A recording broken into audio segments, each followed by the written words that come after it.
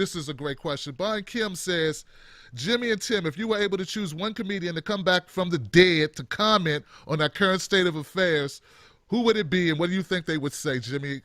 Jimmy, I already know what you're going to It say. would be, well, it's a little. He's not as well known as other comedians, but Oh, Bill Hicks is my oh, favorite hell guy. yeah, hell yeah, And yeah, hell yeah. yeah, Bill Hicks. Bill Hicks died in 1994, Mm-hmm, and I think 94 or 95. He died young, mm-hmm. and he was a real truth teller. Like George Carlin, I would love to see both those guys. I mean, those guys. George Carlin was one of the reasons I got into comedy. Bill Hicks was one of the reasons why I almost quit comedy because I knew I would never be as good as he was.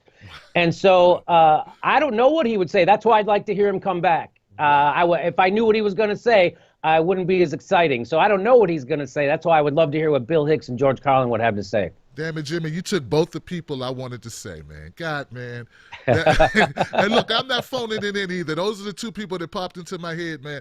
I will say this, though. I believe that whatever they were saying, they'd be saying a lot of it, right? And they would neither be Democrat nor Republican. They wouldn't be doing what our comedians are doing in the mainstream corporate sellout propaganda, spokesmodel, whatever this crap is we got like Seth Meyers doing every night or whatever. They wouldn't be doing that crap. They'd be making some enemies, man. They'd be, Yes. Yes. those That's why, guys. that's why when you look at when you look at the corporate media, even one of my favorite guys like Stephen Colbert, I mean, he's just more of he's more promoting the establishment now. He's against Trump like everybody, and he's a corporate Democrat, it seems like. So, which is a big hurt because nobody was better than Stephen Colbert. I mean, he's still the most talented guy. I mean, I think he's just a genius. And it's hard to make millions and millions of dollars inside of a system and then try to break that system.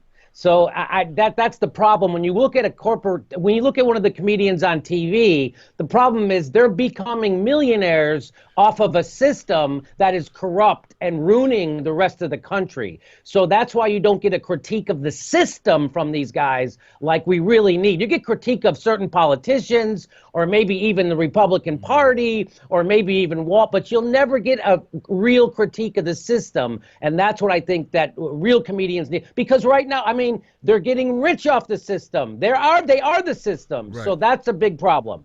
And there's got to be limitations. I mean, if you bite the hand that feeds you, these systems that you talk about, I'm guessing military-industrial complex, the big pharmaceutical industry, these people pay money. They pay your salary, in effect, when they pay for the advertising space or whatever. So, yeah, I mean. Exactly, Tim. Tim, if you watch Meet the Press or you watch the nightly news, who is advertising, right?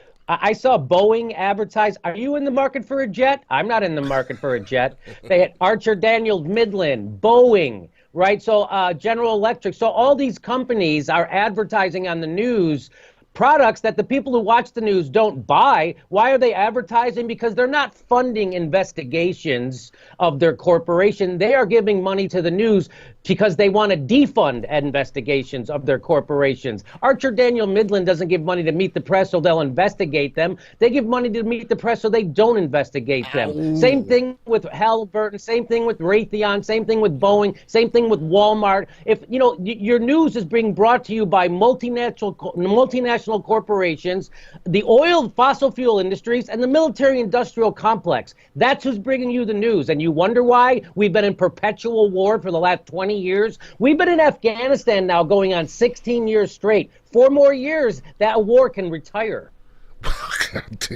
Man, you are vicious, man. I love it, man. I ain't falling for no banana in my pants.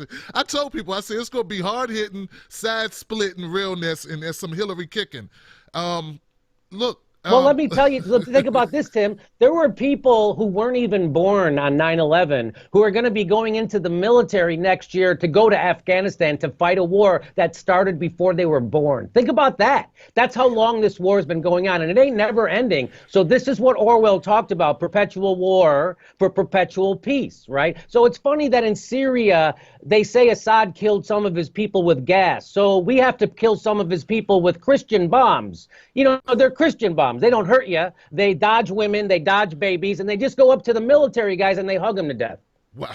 I saw a post on Twitter that Lee Camp sent out the other day, and he said that someone from the Pentagon released a statement or some report that said 8 times or 9 times out of 10 that the drone attacks don't hit the intended target.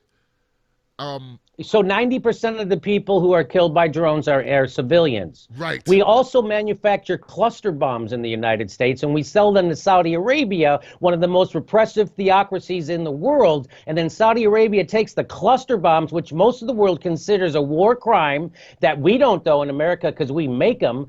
They take those cluster bombs, Saudi Arabia does, and they drop them on fishing villages in Yemen. And they kill 90% of the people killed are civilians. So when they tell you that we're bombing Syria because we want to help people, that is 100% bullshit. America, as Chomsky says, is running the biggest fucking terrorist organization in the world. It's called our drone program. And you just let us know why. Because our drone program kills innocent people. That's why. Absolutely. Give it up for that, guys.